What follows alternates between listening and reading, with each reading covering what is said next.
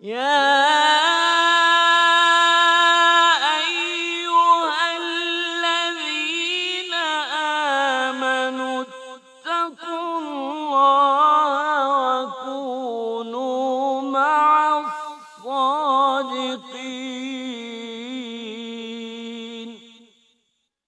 یا محمد یا محمد یا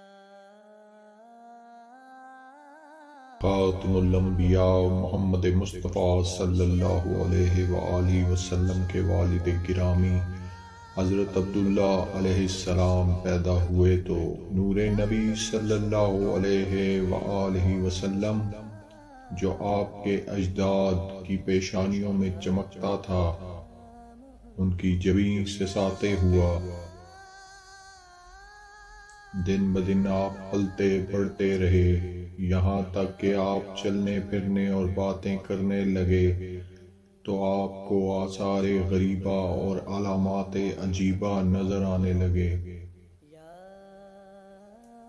چنانچہ ایک دن آپ نے اپنے والد سے کہا کہ جب میں وادی بطحا اور کوہ شبیر کی طرف جاتا ہوں تو ایک نور میری پشت سے بلند ہوتا ہے اور وہ دو حصوں میں تقسیم ہو جاتا ہے،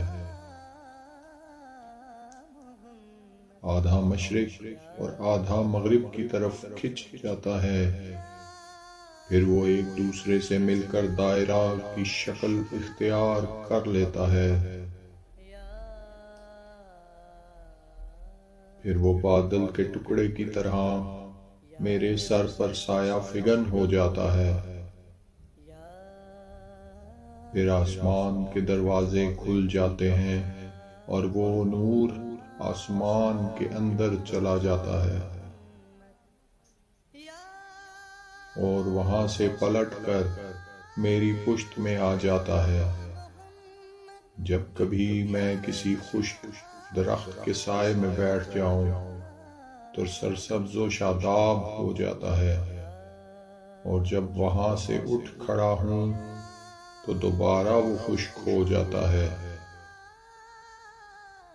اور بعض اوقات جب میں زمین پر بیٹھتا ہوں تو میرے کان میں یہ آواز آتی ہے کہ اے حامل نور محمد صلی اللہ علیہ وآلہ وسلم، تجھ پر سلام ہو۔ جناب عبد المطلب علیہ السلام نے فرمایا، اے بیٹا، تجھے بشارت ہو، مجھے یہ امید ہے کہ پیغمبر آخر الزماں تیرے صلب سے پیدا ہوگا۔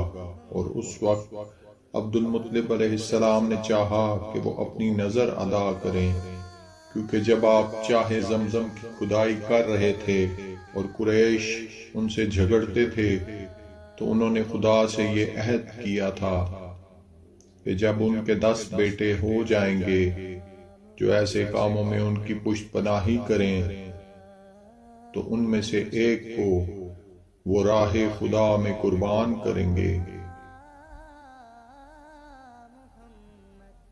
چونکہ اس وقت ان کے 10 بیٹے ہو گئے تھے، انہوں نے مصمم ارادہ کر لیا کہ وہ اپنے عہد کو پورا کریں۔ بس انہوں نے اپنے بیٹوں کو جمع کیا اور اپنے ارادے سے مطلع فرمایا، تمام نے سر اطاعت خم کیا، یہ طے پایا کہ قرآن اندازی کی جائے، جس کے نام قرآن نکلے اس کو قربان کریں۔ قرآن ڈالا گیا تو جناب عبداللہ علیہ السلام کا نام نکلا۔ حضرت عبد المطلب نے جناب عبداللہ کا ہاتھ پکڑا اور انہیں اصاف اور نائلہ کے درمیان لے آئے جہاں قربانیاں نہر کی جاتی تھیں، اور چھری اٹھائی تھی کہ انہیں قربان کریں کہ جناب عبداللہ کے بھائی گروہ قریش اور مغیرہ بن عبداللہ بن عمرو بن مخزوم مانے ہوئے اور کہنے لگے کہ جب کوئی عذر ہو سکتا ہے ہم عبداللہ کو ذبح نہیں ہونے دیں گے۔ بالآخر جناب عبد المطلب کو انہوں نے اس بات پر آمادہ کر لیا کہ مدینہ میں ایک عورت کاہنہ عرافہ ہے، اس کے پاس چلیے تاکہ کوئی چارہ کار بتائے۔ جب اس عورت کے پاس گئے تو وہ کہنے لگی تمہارے نزدیک مرد کا خون بہا کتنا ہے؟ کہنے لگے 10 اونٹ۔ وہ کہنے لگی ابھی مکہ واپس جاؤ اور عبداللہ کی 10 اونٹوں کے ساتھ قرآن اندازی کرو، اگر قرآ عبداللہ کے نام پر آئے تو پھر فدیہ کو اور بڑھاؤ اور اسی طرح اونٹوں کی تعداد بڑھاتے جاؤ یہاں تک کہ قرآ اونٹوں کے نام پر آئے اور عبداللہ بچ جائے اور خدا بھی راضی ہو۔ پس جناب عبداللہ قریش کے ساتھ مکہ میں واپس آئے اور عبداللہ کا 10 اونٹوں کے ساتھ قرآ ڈالا گیا تو قرآ عبداللہ کے نام نکلا۔ پھر انہوں نے 10 اونٹ اور بڑھائے تو بھی قرآ عبداللہ کے نام آیا۔ اسی طرح بڑھاتے رہے یہاں تک کہ اونٹوں کی تعداد 100 تک پہنچی تو اب قرآ اونٹوں کے نام آیا۔ قریش بہت خوش ہوئے اور کہنے لگے خدا راضی ہو گیا۔ جناب عبد المطلب علیہ السلام کہنے لگے رب کعبہ کی قسم اس پر اکتفا نہیں کیا جا سکتا۔ بہرحال 2 دفعہ پھر قرآ ڈالا گیا اور اونٹوں کے نام نکلا تو عبد المطلب مان گئے۔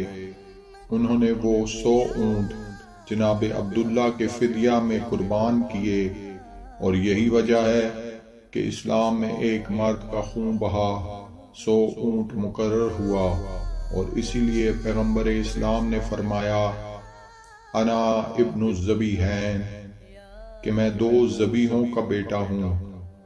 آپ کا ان 2 ذبیحوں سے مراد اپنے جد حضرت اسماعیل علیہ السلام ذبیح اللہ اور والد حضرت عبداللہ علیہ السلام تھے۔